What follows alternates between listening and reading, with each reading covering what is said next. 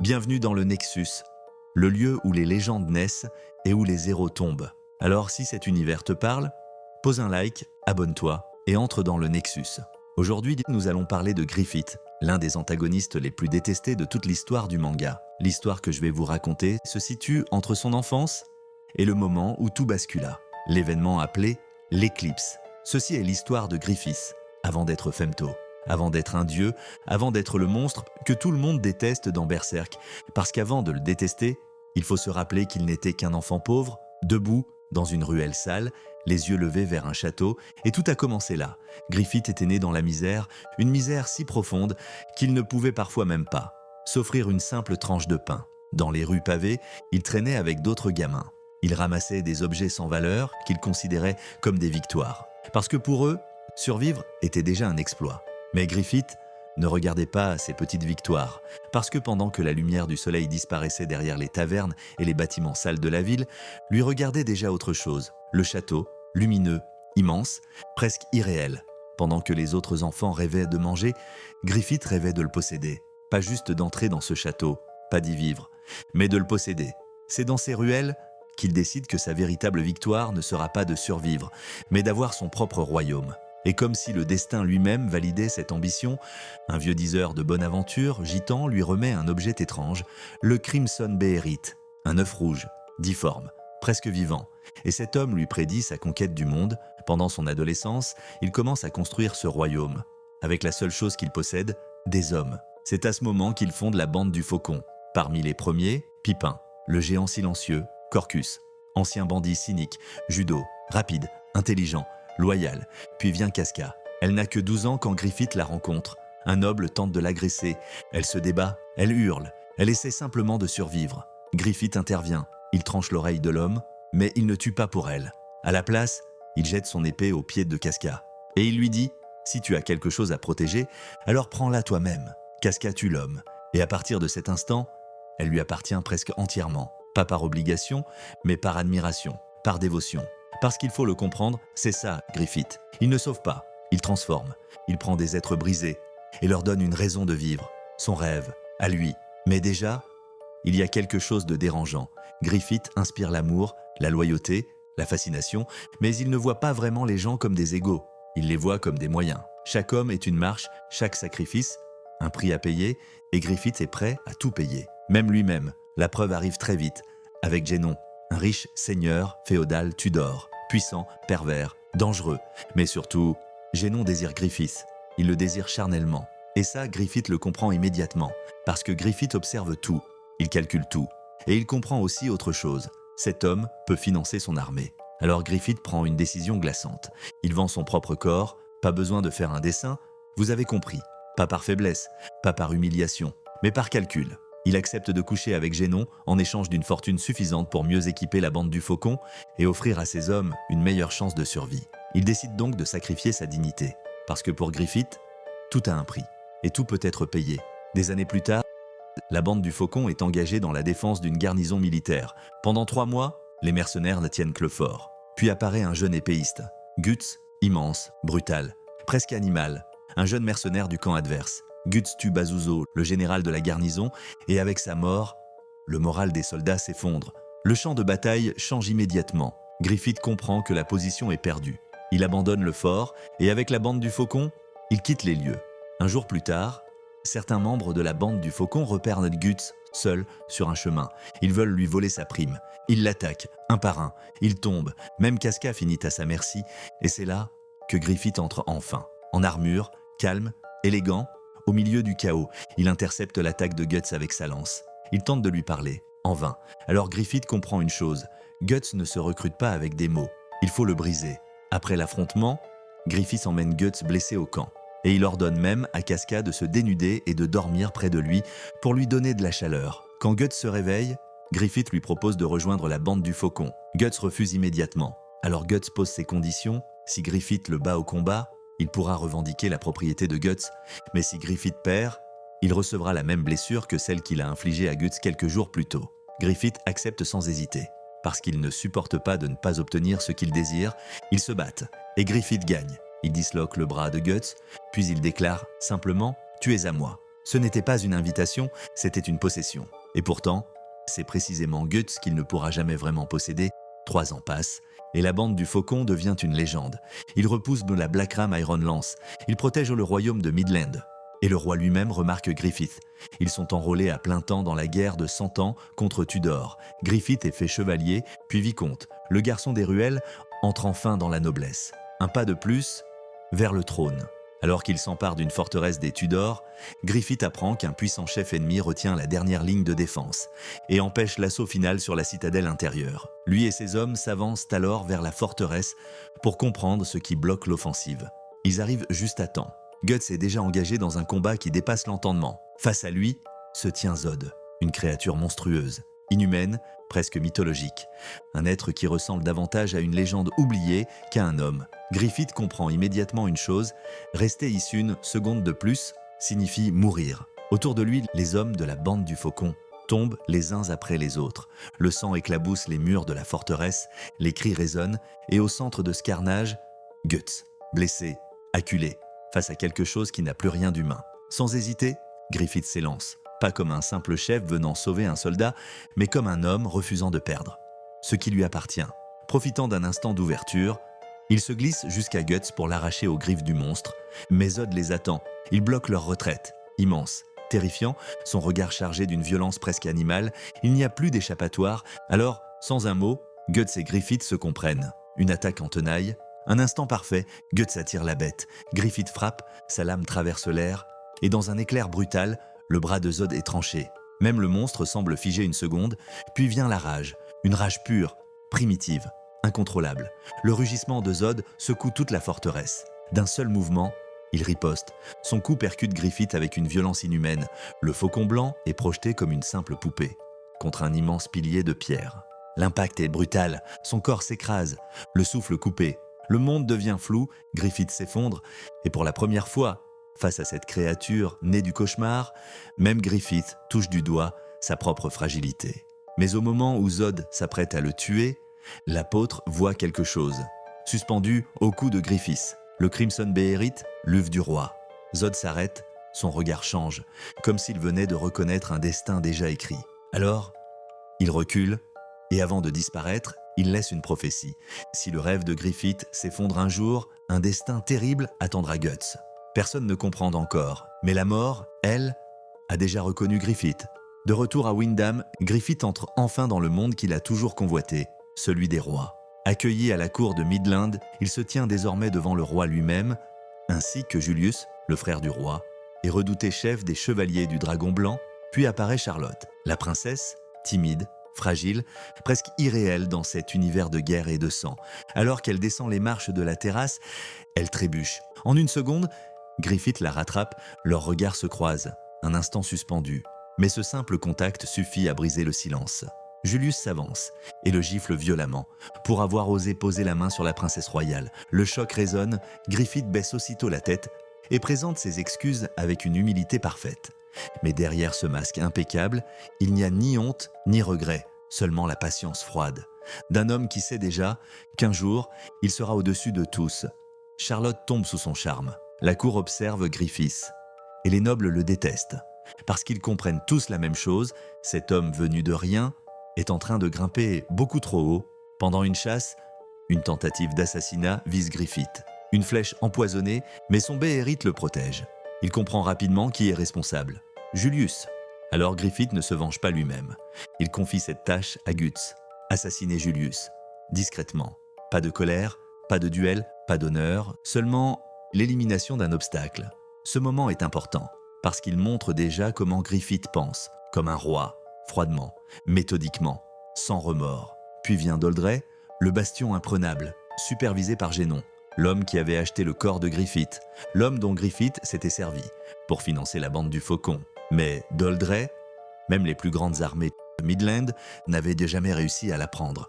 Griffith affirme pourtant qu'il peut reprendre la forteresse avec une seule chose, la bande du Faucon. Le roi accepte, et l'ordre tombe, Doldrey doit tomber. Dans la poussière brûlante du champ de bataille, Griffith rassemble ses mercenaires. Pour ce qui ressemble à une mission suicide, il divise ses forces en deux. Casca mènera l'infiltration. pour reprendre Doldrey de l'intérieur, pendant que lui et Guts attireront les Purple Rhino Knights et l'armée Tudor vers la rivière. Le plan est risqué, presque insensé, et pourtant, il fonctionne. Au cœur du chaos, Griffith aperçoit Guts, en duel contre Boscogne. Le monstre de guerre de Tudor, pour la première fois, l'inquiétude traverse son regard. Guts recule, son avantage disparaît, son épée se brise, la mort se rapproche, puis soudain, une épée de rechange atterrit devant lui, jetée depuis l'ombre, comme si le destin refusait encore de le laisser mourir. La voix de Griffith claque immédiatement. « Prends-la !» Guts saisit l'arme, et dans un éclair brutal, il décapite Boscogne. Et son cheval. La violence du coup est inhumaine. Le champ de bataille bascule. Quelques instants plus tard, les Purple Rhino Knights se retournent. Et voient l'impossible, Doldrey est tombé. Le drapeau de la bande du Faucon flotte déjà sur la forteresse. La guerre est perdue. Quand la bataille prend fin, Griffith avance calmement vers Génon. L'homme qui avait acheté son corps, l'homme qui croyait le posséder. Génon supplie, il réclame encore une nuit avec le Faucon blanc. Griffith le regarde sans émotion. Il lui dit qu'il n'a jamais rien ressenti, qu'il n'était qu'un moyen, une simple marche vers son ascension, puis, sans hésiter, il lui transperce le crâne, comme on efface une rumeur, comme on supprime un obstacle, froidement, définitivement. La guerre de 100 ans touche à sa fin. Midland célèbre. Griffith devient White Phoenix General. Le peuple l'adore, il est plus proche que jamais de son royaume. Pendant le bal de la victoire, il découvre que la reine et plusieurs nobles veulent l'empoisonner. Alors Griffith prépare quelque chose de pire, il simule sa propre mort, puis enferme tous ses ennemis politiques dans une tour. Et il les brûle vivants. La reine regarde les flammes. Et Griffith la regarde brûler, calmement. Il lui rappelle une seule chose, sur un champ de bataille, il n'y a pas de place pour les spectateurs. Puis arrive le moment qui détruit tout. Le moment où Griffith commence réellement à mourir. Le départ de Guts. Lors d'un bal, Griffith avait expliqué que seuls ceux qui poursuivent leurs propres rêves pouvaient être appelés ses véritables amis. Guts comprend alors une chose terrible. Il n'a jamais été un ami. Seulement un homme au service du rêve de Griffith. Alors, il décide de partir. Et Griffith l'intercepte, comme 3 ans plus tôt. Même duel, même enjeu, mais cette fois, quelque chose a changé. Griffith n'est plus calme. Il panique, il se jette sur Guts comme un homme qui refuse de perdre la seule chose qu'il ne contrôle pas. Une pensée le consume. Si je ne peux pas l'avoir, personne ne l'aura. Mais Guts brise sa lame en un instant, et il s'en va. Ce n'est pas juste une défaite, c'est l'effondrement total. Tout se fissure. Cette nuit-là, vaincu et désemparé, Griffith va voir Charlotte. Il la séduit et couche avec elle, pas par amour, par vide, par rage, par humiliation. Le lendemain, il est arrêté. Et commence alors la véritable descente aux enfers. Le roi de Midland ne veut pas simplement le punir, il veut le détruire. Parce que Griffith n'a pas seulement touché à Charlotte. Il a humilié le roi, il a souillé la famille royale. Et pire encore, il lui a dit la vérité. Quand le roi vient frapper Griffith lui-même, Griffith comprend quelque chose de monstrueux. Cet homme ne protège pas seulement sa fille, il la désire. Et Griffith ose le lui dire en face, il ose dire au roi que son règne n'est qu'une stagnation misérable, qu'il n'est qu'un vieil homme incapable de supporter qu'un autre homme puisse être plus grand que lui. Le roi explose, et il ordonne une seule chose, une année entière de torture, pas une exécution rapide. Une souffrance lente, prolongée, méthodique. Pendant 1 an, Griffith est suspendu, écorché, brûlé, mutilé. Ses tendons sont lacérés. Sa peau est arrachée, son corps devient une ruine. Sa langue, sa force, sa beauté, tout disparaît. Le Faucon blanc devient une carcasse. Même son geôlier se moque de lui. Il lui impose un masque grotesque, une imitation ridicule de son ancien casque, comme pour lui rappeler chaque jour ce qu'il ne sera plus jamais. Pendant ces longs mois, il reste seul dans le noir. Et il ne survit que grâce à 2 choses, son rêve et Guts. Même dans la douleur, ses pensées reviennent toujours à lui, comme une obsession, comme une blessure ouverte. Et dans cette obscurité, quelque chose commence à répondre, des visions, des silhouettes démoniaques, des présences anciennes, comme si elles l'attendèrent depuis toujours. Elle l'appelle « roi béni du désir », comme si depuis le début, quelque chose attendait déjà sa chute. 1 an plus tard, Guts revient avec Casca, Judo, Pipin, et avec l'aide de Charlotte, ils viennent arracher Griffith à cet enfer. Quand Griffith ouvre enfin les yeux, la première chose qu'il voit, c'est Guts.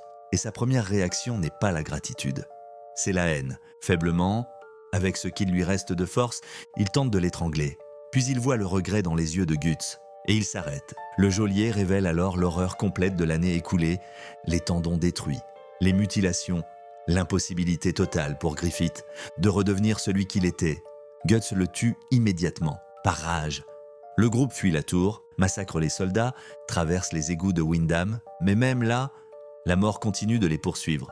Les Bakiraka, puis les Black Dog Knights, puis Wyald, un monstre brutal, sale, inhumain, pendant que Guts l'affronte, Griffith regarde, immobile, incapable même de saisir une épée. Et c'est probablement là que la vérité le frappe vraiment. Il ne sera plus jamais Griffith. Wyald le comprend aussi. Il l'attrape, le déshabille, expose son corps détruit devant tous. Il montre la réalité, réduit à un corps brisé, incapable même de se tenir debout. Il se moque de toute la bande du Faucon. Il leur dit que leurs rêves sont morts, que Griffith ne les mènera plus nulle part. Mais avant qu'il n'aille plus loin, Zod apparaît et tue Wyald, comme si ce n'était rien. Avant de partir, il annonce une dernière chose, le Crimson Beherit reviendra bientôt. Parce que oui, Griffith l'avait perdu pendant sa chute. Mais certaines choses reviennent toujours. La bande du Faucon atteint enfin la frontière. Et tout le monde comprend la même chose. Griffith ne se battra plus jamais. Son rêve est mort. Casca vient changer ses bandages. Dans un moment de désespoir, Griffith tente même de s'imposer à elle. Par besoin, par panique, par désir désespéré de reprendre le contrôle sur quelque chose, elle résiste, puis elle finit simplement par le serrer dans ses bras. Par pitié. Et c'est encore pire. Parce que Griffith ne supporte pas la pitié. Puis, il voit Guts et Casca ensemble. Il entend Casca dire « Si tu es vraiment l'ami de Griffith, alors un jour, tu devras repartir. » Et là, quelque chose meurt définitivement. Griffith comprend qu'il a tout perdu. Son rêve, son corps, son pouvoir. Et maintenant, les deux seules personnes qui comptaient encore. Alors, il agite une dernière fois, il réquisitionne une calèche et part seul vers le château de ses rêves.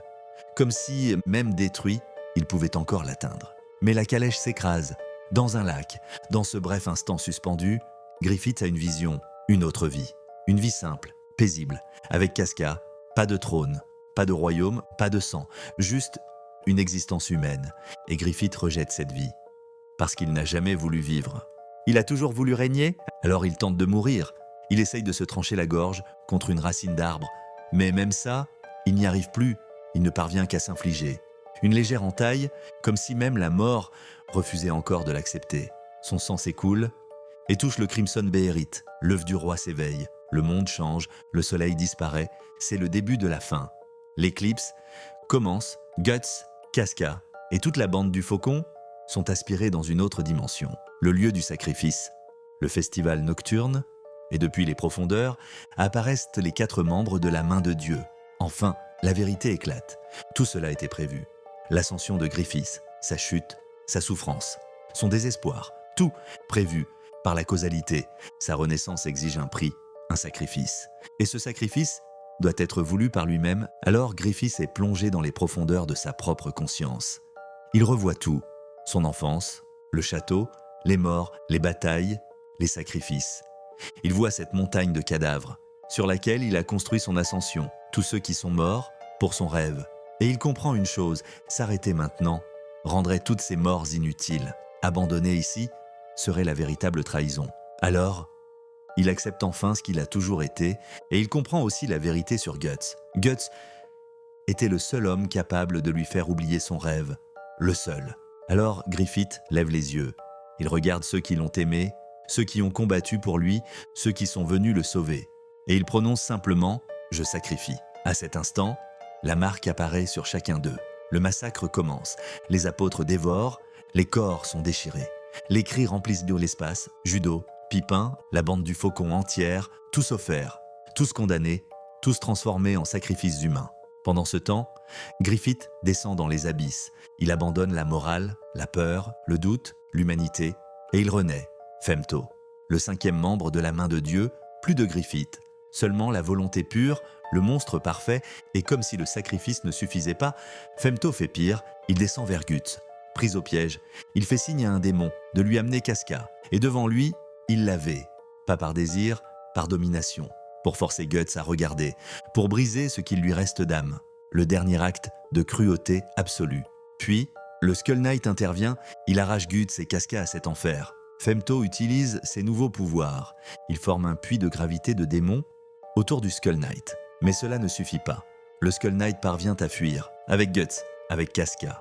Malgré cela, la main de Dieu salue la naissance de Femto, et l'éclipse se referme, en inaugurant une ère de ténèbres, un âge où tous les ténèbres éclipseront la lumière. C'est pour ça que Griffith est si terrifiant, parce qu'il n'est pas un monstre né dans l'ombre. Il était beau, brillant, aimé, admiré. Il ressemblait à quelqu'un qu'on aurait suivi. Et c'est exactement ce qu'ils ont fait. Ils l'ont suivi jusqu'en enfer. Le pire chez Griffith, ce n'est pas sa trahison. C'est qu'au fond, il avait annoncé la vérité depuis le début. Il ne voulait pas des amis. Il voulait un royaume. Alors maintenant, la vraie question. Selon vous, Griffith était-il destiné à devenir un monstre ou est-ce que le départ de Guts l'a véritablement détruit ?